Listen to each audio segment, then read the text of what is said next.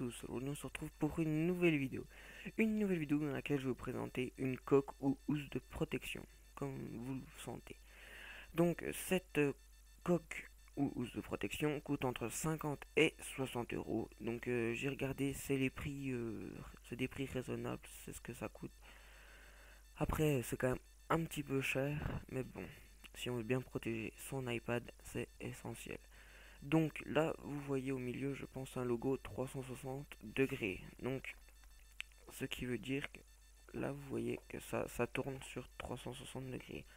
Donc, par exemple, on va mettre l'iPad comme ça, à l'envers, n'importe comment, comme vous le sentez, ce qui est vraiment pas mal. Ensuite, je vais vous présenter l'esthétique de cette coque. Donc, je vais la mettre à l'endroit. Donc là, celle devant en faux cuir, mais c'est vraiment beau. Là, vous voyez, c'est l'intérieur, donc avec des crans pour coller l'iPad. Voilà, hop. L'arrière qui est en cuivre plastique, en cuir, pardon. La coque est quand même assez belle, je trouve. C'est pas que du plastoc, c'est vraiment beau. Là, c'est un peu épais au début, mais ensuite on s'y fait largement. Et en fait, ce bras permet que ça tienne, comme vous le voyez, de profil ici. Donc on peut la tenir comme ceci, donc ouverte avec ça sur le côté, comme ceci, donc à l'arrière, et là c'est vraiment pas large. Donc ça plie un peu, mais on force un peu, puis hop, là ça nous gêne pas du tout, on n'y sent quasiment pas, ça nous rajoute que peu d'épaisseur. Donc je vais mettre l'iPad pour que vous voyez comment ça rend avec un iPad dedans. Donc attendez, je le prends. Donc je tiens à préciser que c'est le nouvel iPad Air, mais des coques pour iPad 2 et tous les autres existent, je pense. Attendez, je vais mettre à l'endroit, ça ira peut-être mieux. Allez, voilà. Donc ça se glisse vraiment bien dedans, et une fois que c'est dedans, c'est vraiment pratique parce qu'elle tombe pas. Regardez, vous voyez que là, ça tombe pas.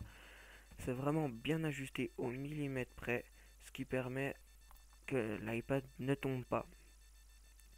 Donc les boutons, regardez, comme vous le voyez ici, sont vraiment, c'est vraiment bien adapté à la taille. L'objectif derrière aussi, le bouton on-off aussi, tout est bien adapté. Cette coque a vraiment bien été réfléchie et c'est ce que je trouve vraiment pas mal, pardon. C'est pour ça que je voulais la présenter.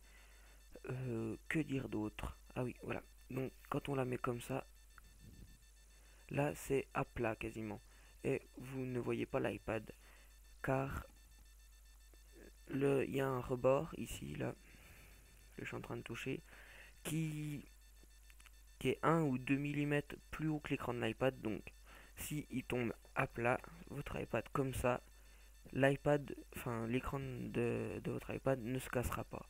Ce qui est vraiment pratique. C'est un peu le but d'une coque de protection, pardon. Je ne sais pas quoi d'autre vous dire, pardon. À part qu'elle est vraiment très belle, qu'elle n'empêche pas le son de sortir. Là, attendez, un petit autofocus. Voilà, avec les deux haut-parleurs et le connecteur Lightning.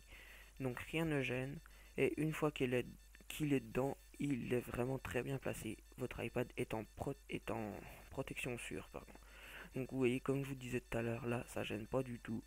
Bon, c'est un petit peu large, mais au moins ça permet de bien le tenir. Et on peut le caler comme ça, par exemple, si on veut regarder un film ou jouer ou n'importe quoi.